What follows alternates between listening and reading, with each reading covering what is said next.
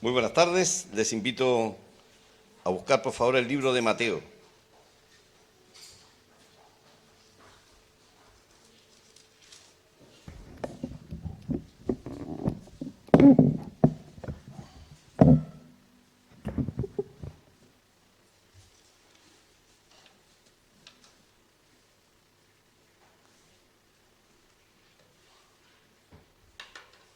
Mateo capítulo 7, versículo 24.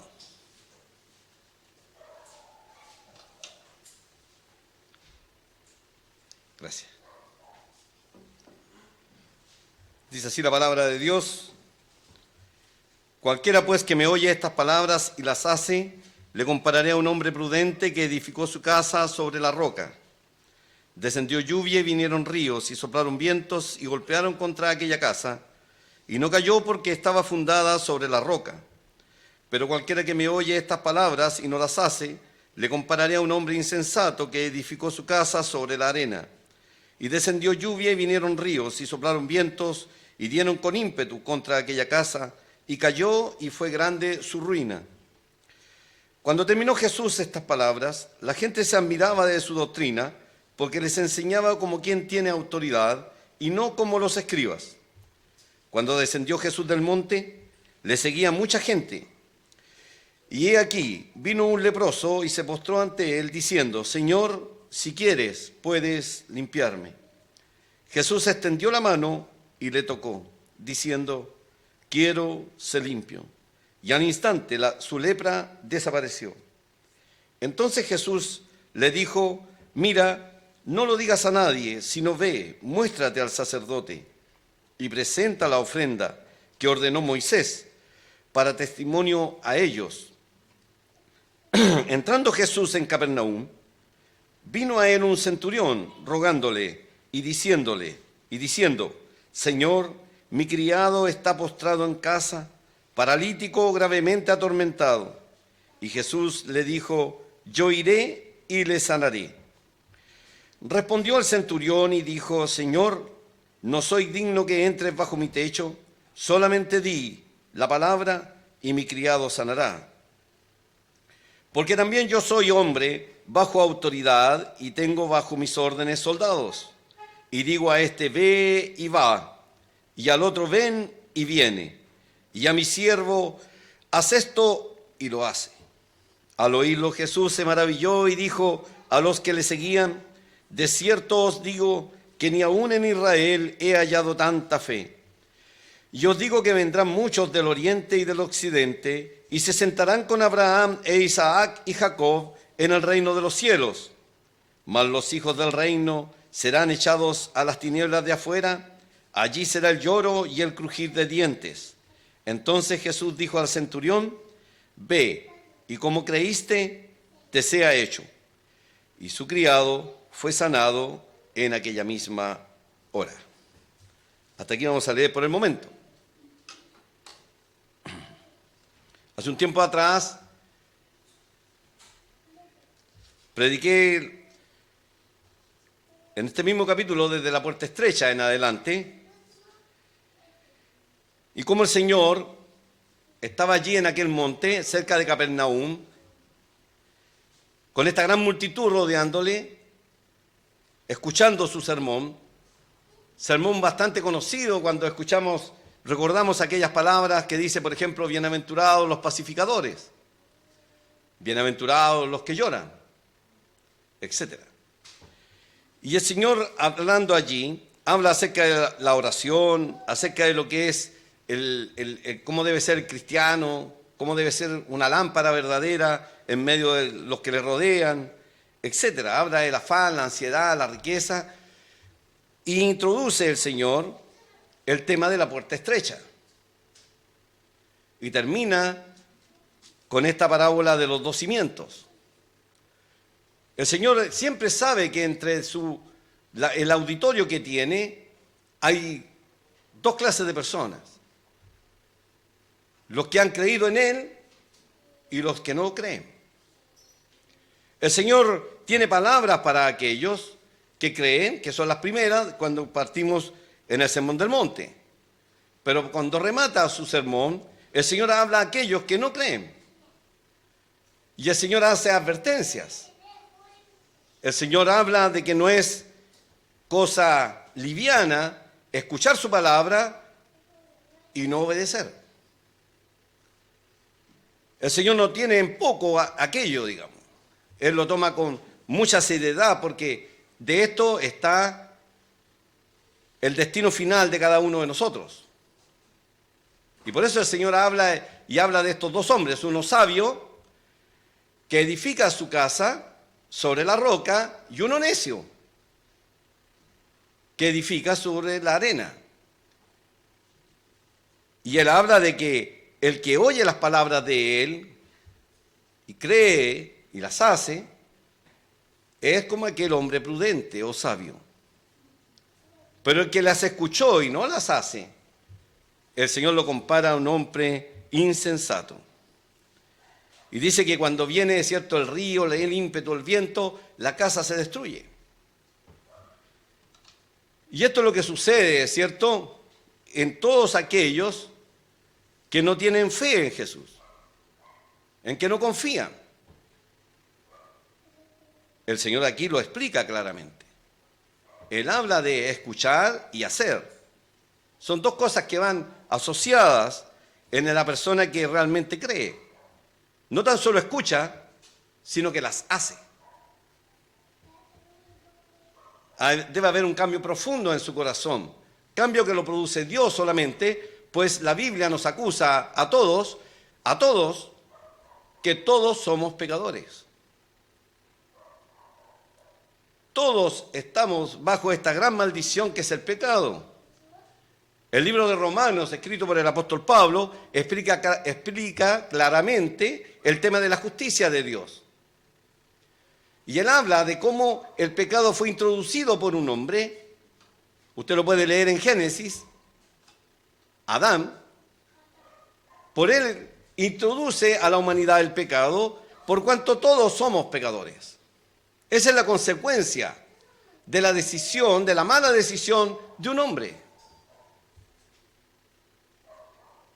Y así como vino ese primer Adán, está el postrer Adán, que es Cristo.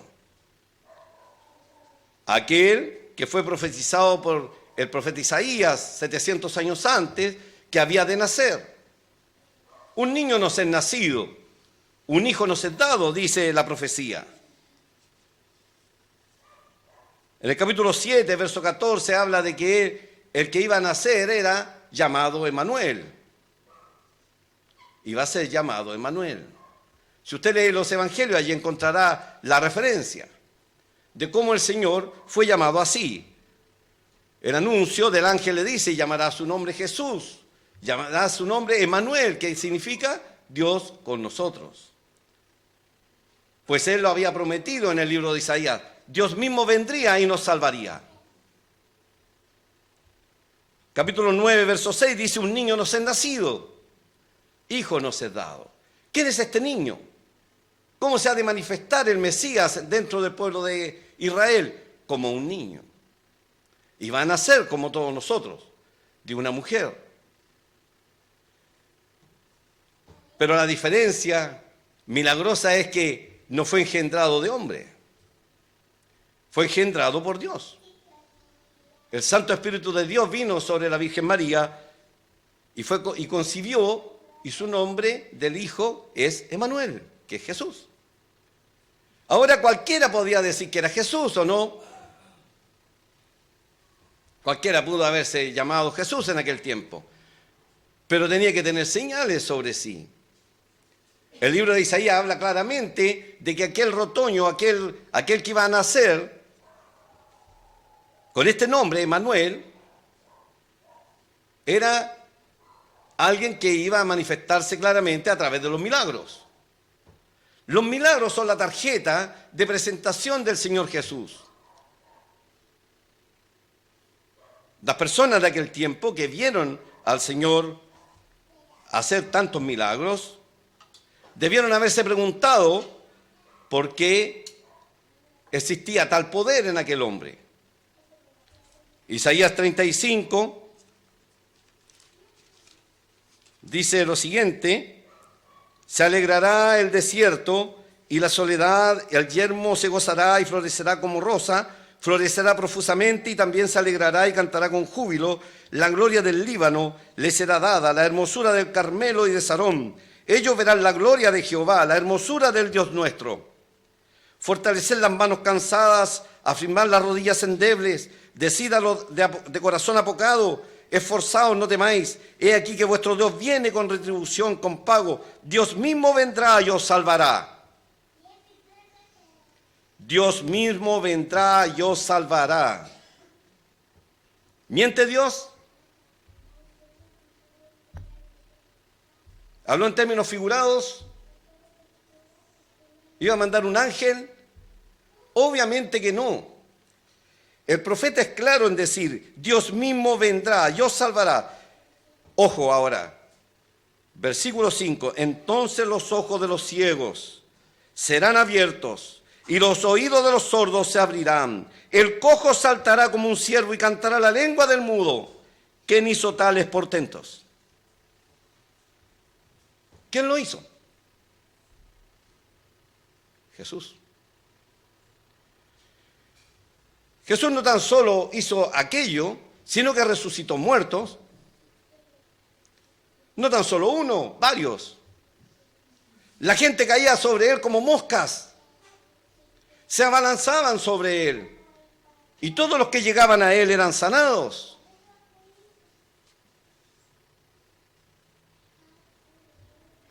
¿Qué mayor prueba entre el pueblo de Israel? No hay peor ciego que el que no quiere ver, obviamente.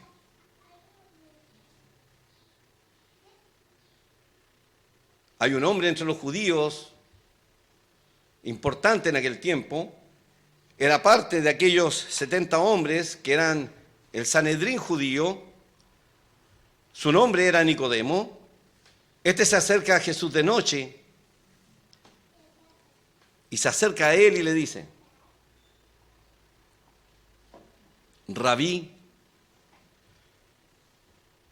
sabemos que tú vienes de Dios, le dice. Pues no podría ser de otra manera, pues nadie podría hacer las señales que tú haces si no está Dios con él. Tenía claridad absoluta aquel hombre. Uno de muchos que se convirtieron al Señor Jesús. Hombre versado en las Escrituras, hombre conocedor del Antiguo Testamento, de pie, desde Génesis a Malaquías. ¿Quién se atrevería a confrontarle? Nicodemo, conocedor de las Escrituras del Antiguo Testamento. Después de tener la conversación con el Señor Jesús y después de ver los milagros, no tuvo otra opción. Su corazón fue quebrantado por la persona del Señor Jesucristo, reconociendo que era Jehová entre ellos, reconociendo que era Emmanuel entre ellos. Y que los milagros que él hacía no podían ser por nadie más que solo por el Mesías. Por aquel pasaje que seguramente él se lo sabía de memoria. Dios mismo vendrá y os salvará. Y estas serán las señales. Los ciegos verán, los mudos hablarán, el cojo saltará, el sordo oirá.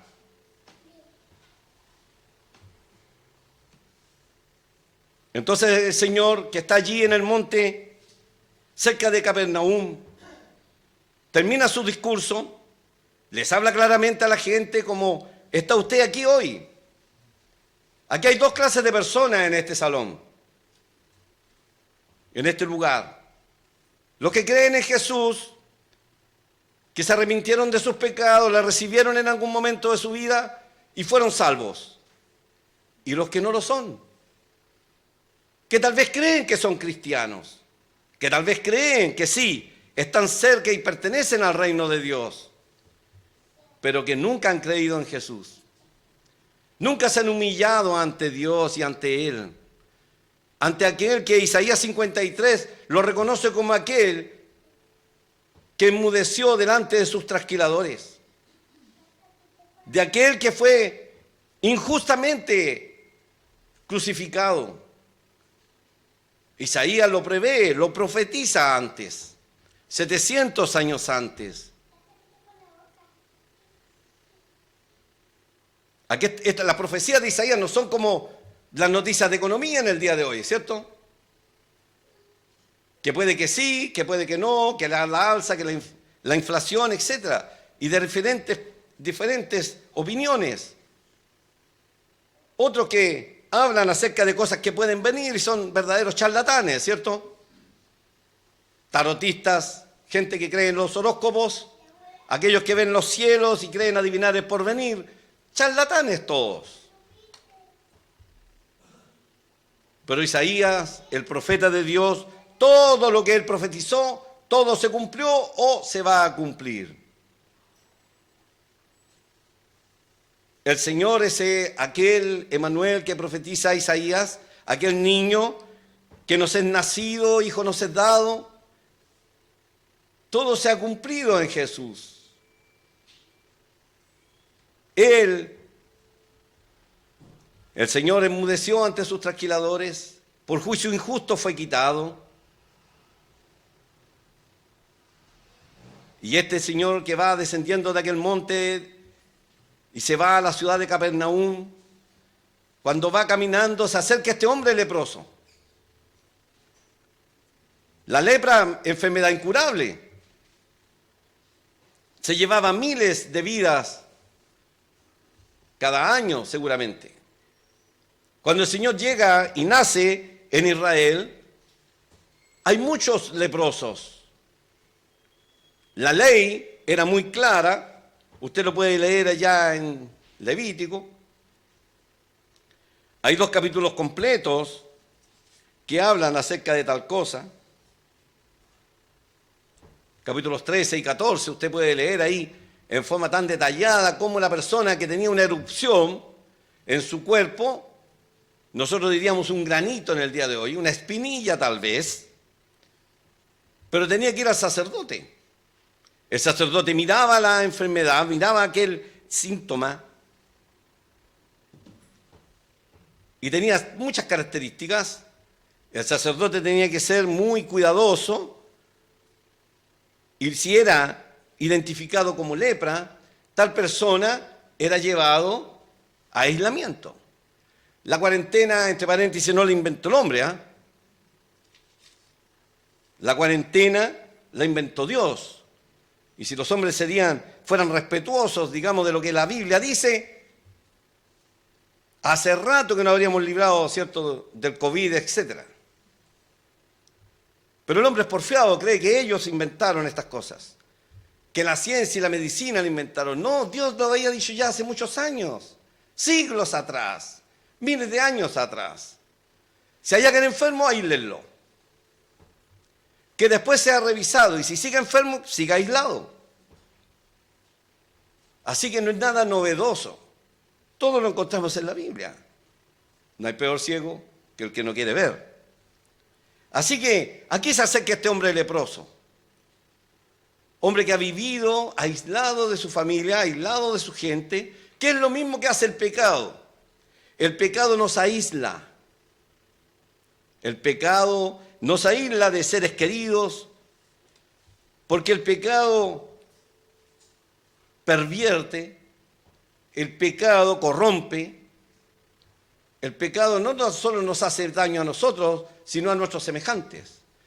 Hay personas que no se hablan con familiares durante años. ¿A causa de qué? Del pecado. Que la casa es mía, que estos muebles son míos, se muere alguien y todos se pelean la herencia. Y los hermanos no se hablan, los hijos se aborrecen entre ellos. ¿No conoce casos así? Yo los conozco. Peleándose porque ¿quién se llevó la máquina de coser? Ni siquiera se interesan por el hermano o la hermana que está lejos, sino lo primero que preguntan es eso. Es un caso de mi familia, por eso me atrevo a decirlo. No le interesaba cómo estaba su hermana, le interesaba quién se había llevado la máquina de coser cuando sus padres murieron. el pecado, se llama avaricia, se llama envidia, se llama egoísmo. Todo eso es pecado. Codiciar lo ajeno es pecado. Decir groserías es pecado. Fornicar es pecado. Adulterar es pecado. Todo es pecado, aquello que la palabra de Dios enseña claramente, que afecta, daña, pone adolorido el corazón de Dios. Dios no nos dio mandamientos para hacernos la vida a cuadritos, sino para protegernos. En aquel tiempo, si Dios no hubiera dado la ley para que pudiesen ver lo que era la lepra, este leproso habría contaminado a todo el pueblo de Capernaum. Pero estaba aislado porque hacían caso a la palabra de Dios. Pero el pobre hombre estaba aislado de sus seres queridos. Cuando escucha de Jesús, cuando Jesús desciende del monte y que le seguía mucha gente, dice acá en el capítulo 8, verso 2, he aquí viene el leproso. Y se postró ante el Señor Jesús. Te pregunto, ¿cuándo tú te has postrado delante de Jesús? No ante una imagen, pues ninguna imagen representa verdaderamente a Jesús. Ni se te acercan las imágenes a Jesús. Tal cosa es idolatría, pero no es honrar ni adorar a Jesús. Te pregunto, ¿cuándo tú te has postrado de corazón ante Dios, ante Jesús? ¿Cuándo te reconociste pecador perdido? ¿Cuándo? ¿Cuándo te diste cuenta que tus pecados, aunque fuera uno, te condenaba? ¿Cuándo? Yo por lo menos cuando tenía 21 años. Sabía que era pecador.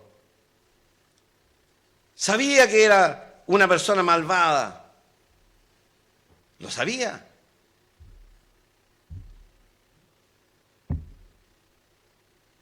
Yo era malo. Recuerdo toda la rabia que hacía pasar a mi madre. Recuerdo todas las veces, muchas veces que mentí. Y sus buenos azotes que me llevé. Que me hicieron de alguna forma respetar a mis padres y su palabra, sus valores. No como en el día de hoy. Pobres niños se van a traumar si reciben un correazo. Pero seguía siendo malo. ¿Cuándo tú te postraste como este leproso ante el Señor Jesús? ¿Cuándo?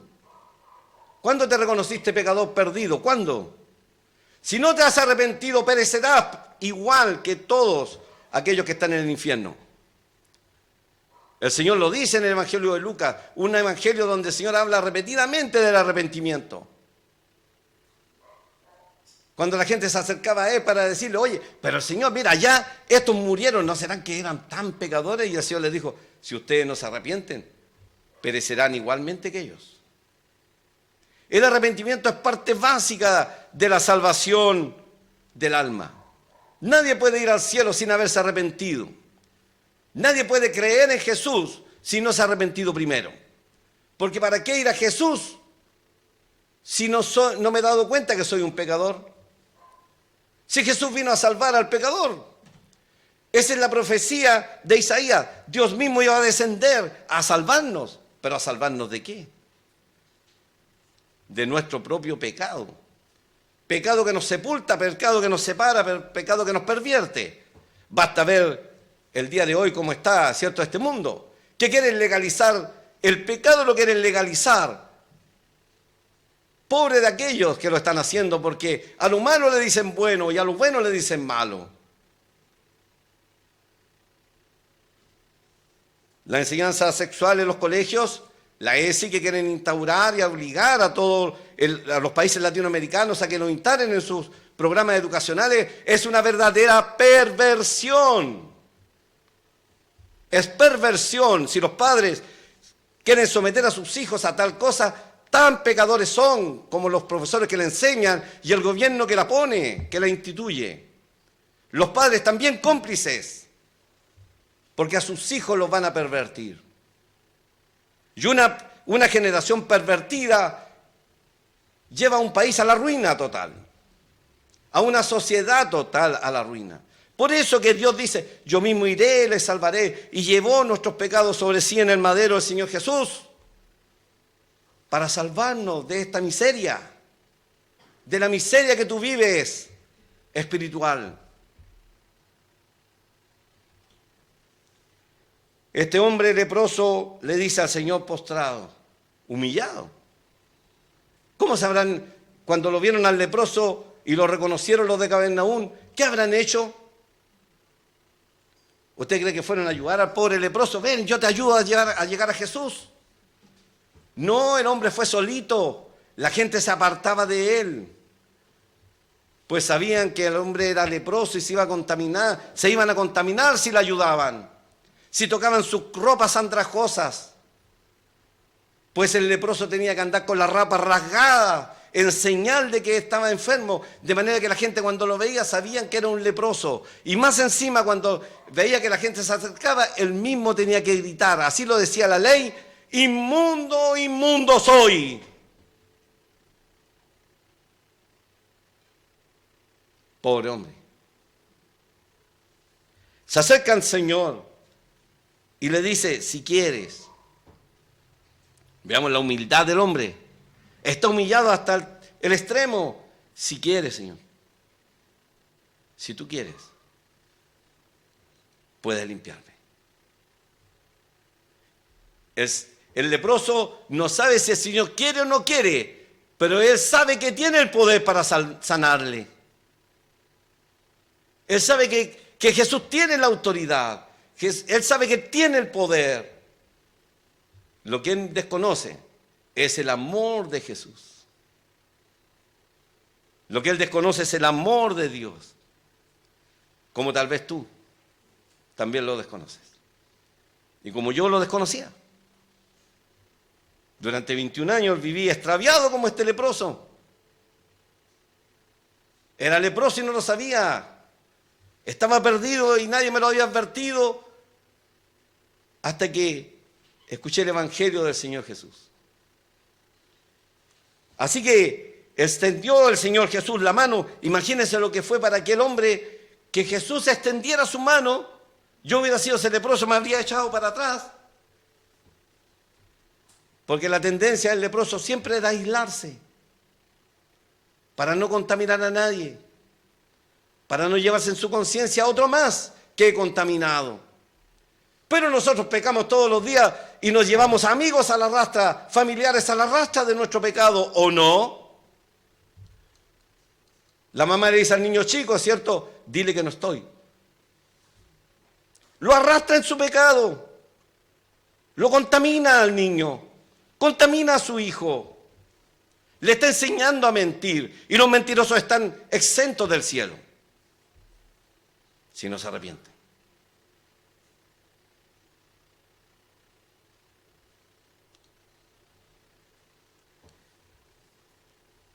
Extendió la mano del Señor, le tocó.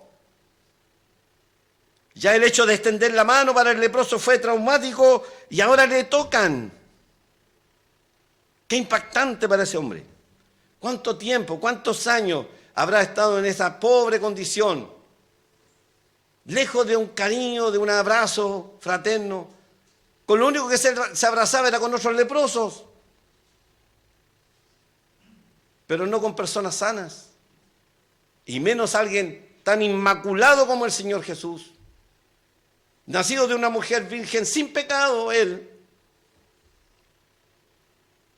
Sin ningún pecado el Señor Jesús. Isaías 53 dice que él enmudeció, aunque nunca hubo pecado ni engaño en su boca. Isaías 53, ¿lo vas a negar? ¿Quién fue así? Isaías era así, cuando él mismo dijo, inmundo soy, Señor, que he visto al Dios 3 veces santo, muerto soy. No, Isaías, gran profeta, no era sin pecado. Ezequiel, Jeremías, Daniel, ¿quién se podía decir que era sin pecado? Nadie, solo el Señor Jesús. Por eso Él podía llevar el pecado de todos nosotros. Nadie más podía hacerlo. Quiero, dice el Señor. O sea, se acerca, le toca y además le expresa su sentir. Quiero ser limpio. Quiero ser limpio. Y el Señor no hizo ninguna parafernalia como los grandes, cierto, entre comillas, charlatanes que hacen tremendas campañas de sanidad. Y nadie se sana. Y los que hacen a veces están hasta pagados. Charlatanes del Evangelio. Quiero ser limpio. Y esta es la característica del Señor Jesús. Al instante, su lepra desapareció. ¿Qué pasa cuando un pecador arrepentido acude a Dios por perdón?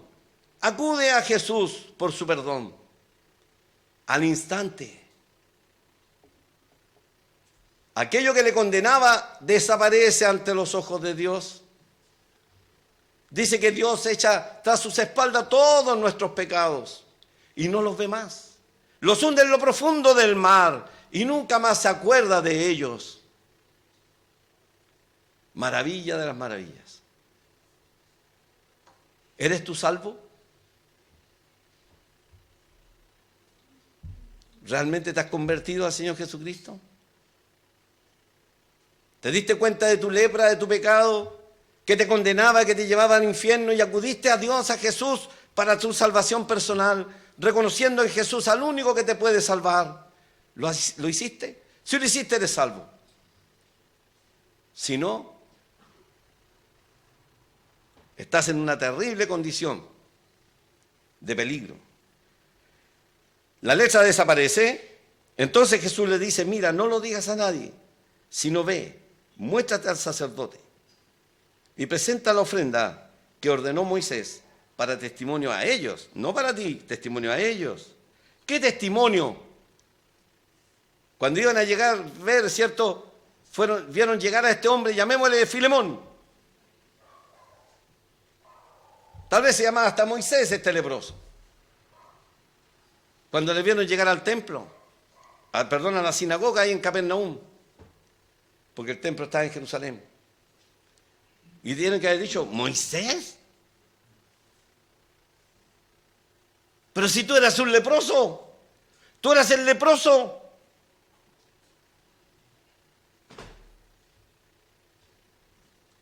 ¿Qué tenían que haber hecho esos judíos? Preguntarse. Nunca en Israel se ha llevado a efecto tal sanidad. ¿No será que vino el Mesías? ¿No será que está entre nosotros? ¿A dónde tenía que haber partido una vez que hacían el ceremonial con el leproso? ¿A dónde habría ido? Estos judíos que estaban ahí, que creían saberlo todo, estos rabinos, ¿a dónde tenían que haber ido? A ver a Jesús, pues. Si hubieran sido prudentes para edificar sobre la roca, eso tendrían que haber hecho. ¿No lo dice la Escritura? Ojalá que lo hayan hecho. Pues el único que sanó la lepra en aquellos tiempos fue Jesús. Fue Jesús. Así que el Señor ahora va y entra en Capernaum. Ahora entra Él allí. Este pasaje que está aquí entre el versículo 5 al 13, usted también lo va a encontrar en Lucas. Y allí dice que primero envió a aquel centurión, hombre romano, capitán del ejército de esta legión por lo menos, o de esta centuria más bien, para ser preciso. Él estaba a cargo de 80 hombres. Hombre que se ganó el lugar de centurión desde abajo, ¿ah? No fue ninguna escuela oficial, no existía eso.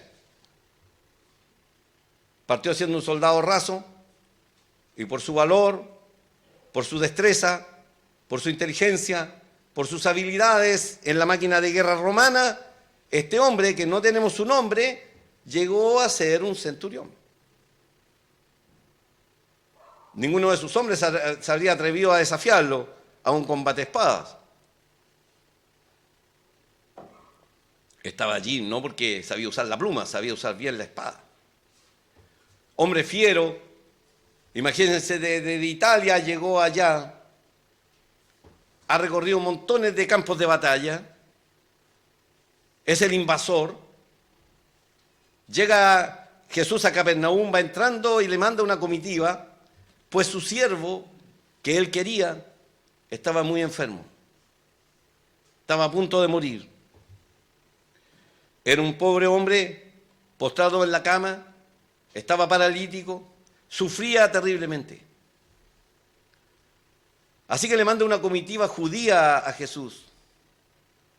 Y esta comitiva judía, dice el Evangelio de Lucas, que intercede por este hombre y le dice: Señor, hazle lo que le pide, porque este hombre nos construyó hasta una sinagoga aquí. La misma sinagoga donde iba a ir el leproso a hacer el sacrificio, porque estaba limpio de la lepra. Esa misma sinagoga, que él la hizo un romano.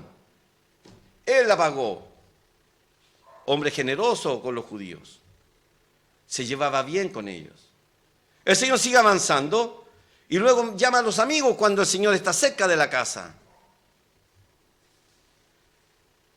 Y los amigos le dicen: ¿sabes qué? Venimos de parte del centurión porque él no quiere que tú entres en su casa. Pero solo di la palabra. Y en este relato encontramos que ahora el centurión mismo viene a interceder por aquel sirviente. Era un sirviente, ¿ah? No era el soldado más valiente que él tenía en la centuria, no. Era su criado, un esclavo. Pero este hombre aparentemente era justo y sin embargo también iba al infierno. También iba a ir al infierno. Porque la palabra de Dios acusa, es cierto, que todos nosotros somos pecadores, no importa lo que tú te creas de ti mismo. No interesa eso. Interesa lo que Dios ve en ti. Y lo que Dios ve en nosotros nos acusa la palabra del Señor diciendo que todos estamos destituidos de la gloria de Dios. Eso dice la epístola a los Romanos. Dice que todos somos pecadores. En Efesios dice la palabra de Dios que todos estamos muertos en delitos y pecados. Bueno, este hombre se postra ante el Señor también. Este centurión, y le ruega: Señor, le dice, ojo, ¿eh? Este hombre viene a cortar la cabeza al centurión. Porque solamente podía decirle Señor o el Kyrios al César. A nadie más. Pero este hombre parece que sabe algo más, que incluso muchos que creen cierto conocer del Antiguo Testamento, de aquella época, va donde el Señor. Señor, le dice, mi criado está postrado en casa, paralítico, gravemente atormentado. Yo iré y le sanaré, dice el Señor. Ningún problema. Yo voy, yo le sano. Y este hombre responde, dice estas palabras que son, por lo menos para mí tienen un alto significado, pues antes de ser cristiano, siempre me llamaba la atención estas palabras, entre comillas, ¿cierto?, en las ceremonias católicas, en las misas, que decían, se repite como una letanía, ¿cierto?, no soy digno que entres en mi casa. No soy digno que entres bajo mi techo, dice, solamente di la palabra y mi criado sanará. No soy digno. Él no era digno, tenía la mejor casa de todo Capernaum. Tenía cerámicos seguramente en los pisos, tenía algunas pinturas en los muros, frescos que se llaman, pintados allí. Pero no soy digno, Señor. Solo di la palabra. Este hombre ejerce fe sobre el Señor Jesús. pone su fe, su confianza en Él. Señor, tú solo di la palabra. Tú eres el verbo. Di la palabra y mi criado sanará. Y da toda una explicación el hombre. Le dice entonces al Señor como para dejar más establecido lo que él cree de Jesús. Yo soy un hombre bajo autoridad, dice. Si tengo hombre bajo mis órdenes, si digo a este ven, este viene. Si le digo al otro va, este va. Si le digo a mi siervo haz esto, él lo hace. Al oírlo Jesús, porque Dios escucha, ¿eh? Jesús está esperando escuchar tu voz, diciéndole: Señor, no soy digno. Señor, no soy digna. Señor, soy un pobre pecador perdido. Señor, hasta este momento, hasta la edad que tengo, solamente soy un pobre leproso, un pecador. No soy digno, Señor. Díselo a Jesús. Díselo a Dios. No soy digno. Se maravilla el Señor Jesús y dice: de cierto os digo que ni aún en Israel he hallado tanta fe.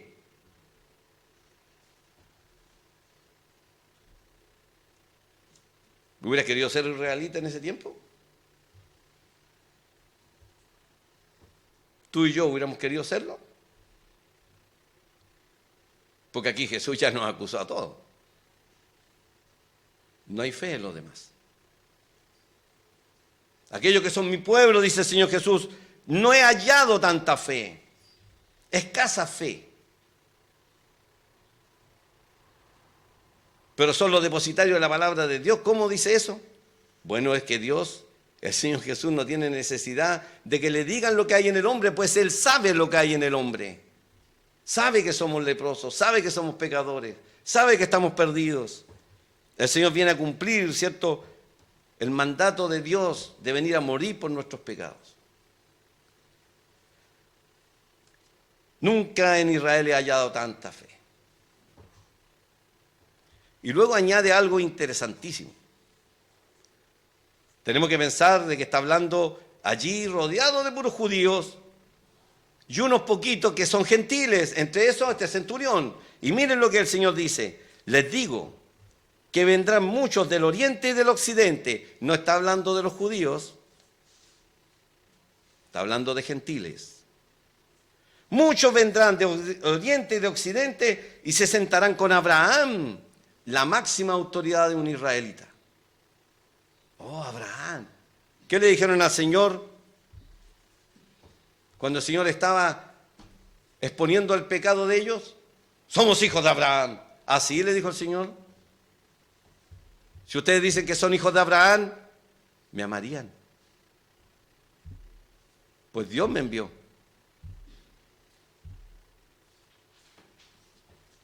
El Señor está diciendo: vendrán del oriente, del occidente, gentiles, se sentarán con Abraham, Isaac y Jacob en el reino de los cielos. Ya le empezó a caer mal las palabras seguramente a los judíos que estaban allí. Y luego el Señor añade: más los hijos del reino, o sea, los israelitas, que se creían que estaban en el reino porque tenían las Sagradas Escrituras, porque hacían sacrificios, porque tenían la sinagoga, porque todos los reposos los respetaban, porque hacían todos los sacrificios habidos por haber. Ellos creían que estaban muy cerca de Dios, se creían en el reino de los cielos. Y el Señor les dice: mas los hijos del reino serán echados a las tinieblas de afuera. Allí será el lloro y el crujir de dientes. El Señor nunca anda con rodeos. Nunca anda con rodeos. Así que le dice: ¿ustedes los judíos se creen que están cerca del reino de los cielos? ¿Ustedes creen que son algún privilegiado acá? Les digo que los gentiles vendrán y se sentarán en el reino. Y ustedes que se creen religiosos y se creen grandes cosas, estarán en las tinieblas de afuera.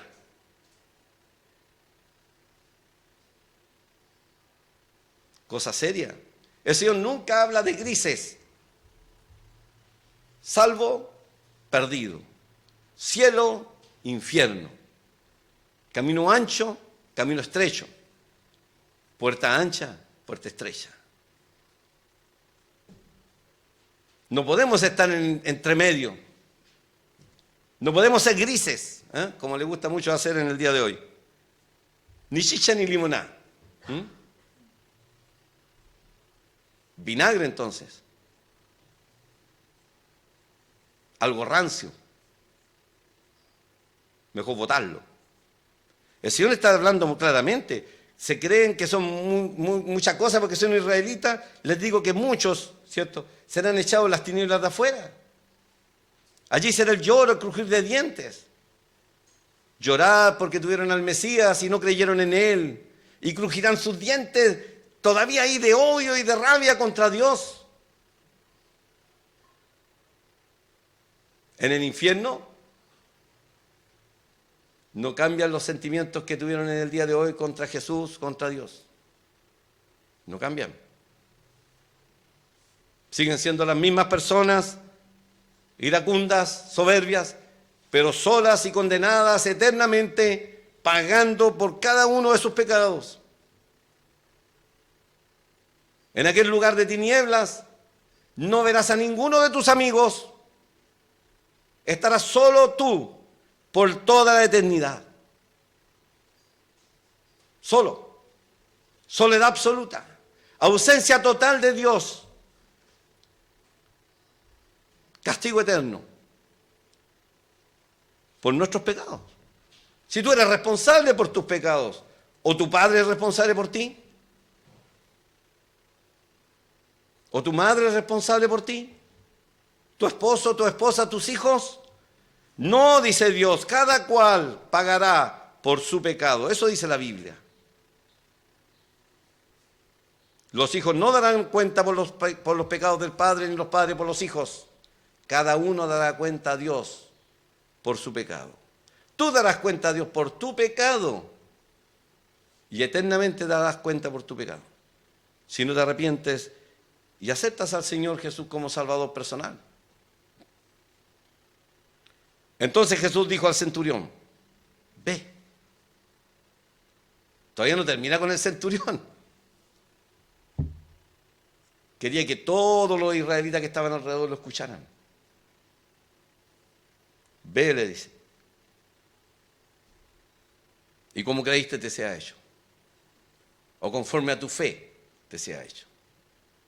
No porque haya fe, no porque en la fe del centurión no hubiera habido poder.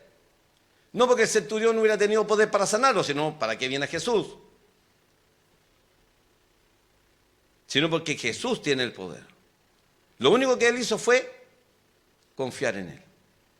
Y es lo mismo que tiene que hacer todo pecador para ir al cielo. Creer en Jesús. Depositar su fe, su confianza en aquel que murió por nuestros pecados en la cruz y al tercer día resucitó de entre los muertos. Y su criado, dice, fue sanado en aquella misma hora. Y es lo que el Señor hace. Si aquí la salvación es instantánea, va un pecador perdido, como lo fui yo, a los 21 años, y fui donde el Señor le pedí perdón. Creí en su sacrificio, que él había muerto por mí y fui salvo aquel día. 25 de octubre de 1980, un sábado por la mañana. Lo recuerdo como si fuera hoy, no importa que si tú no lo recuerdas. Te quiero quitar esa angustia. Muchos cristianos no saben ni el día ni la hora en que se convirtieron, pero sí que saben lo que saben. Es que eran pecadores y fueron a Jesús por salvación. Y les quedó claro que Jesús había llevado los pecados de cada uno, ¿cierto?, de esa persona en la cruz. Eso lo tienen claro. Tal vez no te acuerdes del día ni la hora. Yo me la acuerdo. Yo me acuerdo de ese día. Día en que pasé de muerte a vida, de las tinieblas a la luz, de ser un pobre leproso, en un hijo de Dios. No soy perfecto, ningún cristiano lo es, Vamos camino y rumbo hacia la perfección, no para ser salvos, ya lo somos, porque en algún momento entramos por la puerta estrecha, pues la puerta estrecha está al inicio del camino estrecho, no está al final, está al inicio, y nadie puede ir al cielo si no es por Jesús. Es así de simple. Por eso el Señor dice, bueno, los hijos del reino serán echados a las tinieblas de afuera. Los que se creen buenos, los que se creen religiosos, a las tinieblas de afuera, porque nunca han creído en Jesús. Nunca se arrepintieron, nunca fueron donde el Señor. Como ese leproso que se postró, como ese romano que le dijo, Señor, no soy digno. No soy digno. Pero tú lo eres. Tú eres el digno. Señor, tú eres el todopoderoso. Señor, tú eres el único que me puede salvar. Si no lo has hecho, querido amigo, amiga, hazlo.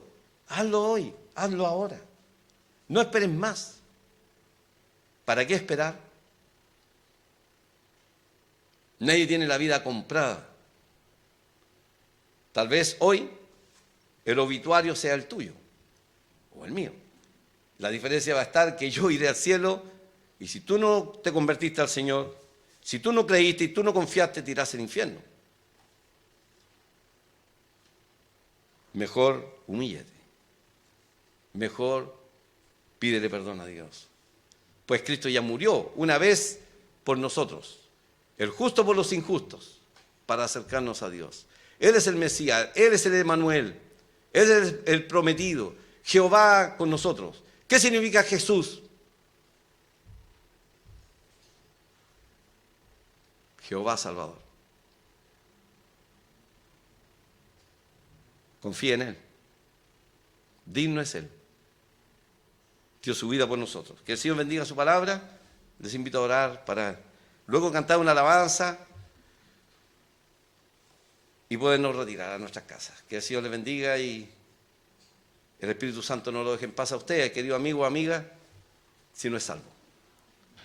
Te damos gracias, Señor, por bendecirnos con tu palabra, bendecirnos con la palabra tuya que nos anuncia aquel que es el varón de dolores, experimentado el quebranto, aquel que tenía, Señor, a una multitud siguiéndole, sin embargo en la cruz estuvo solo, muriendo por nuestros pecados. Gracias, Padre Celestial, porque hay un mensaje de esperanza, un mensaje que trae paz al corazón cuando un pecador se arrepiente y cree en Jesús como Salvador. Padre, tú has hecho todo para salvarnos. No hay nada más que podamos hacer nosotros. Te agradecemos por una salvación tan completa, absolutamente completa, donde nosotros no tenemos que hacer absolutamente nada, a excepción de arrepentirnos y depositar nuestra fe como lo hizo aquel leproso, como lo hizo aquel soldado romano. Gracias, Padre Celestial, por tu preciosa palabra. Queremos encomendarnos a ti, cada uno. Te rogamos por aquellos que aún no te conocen, que están en medio de nosotros y los que escucharon o escucharán este mensaje después por las redes sociales, por internet, Señor. Que tú has permitido esta tecnología para que tu palabra llegue hasta el confín del mundo, Señor.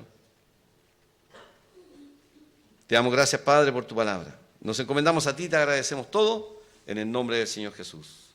Amén. Muchas gracias.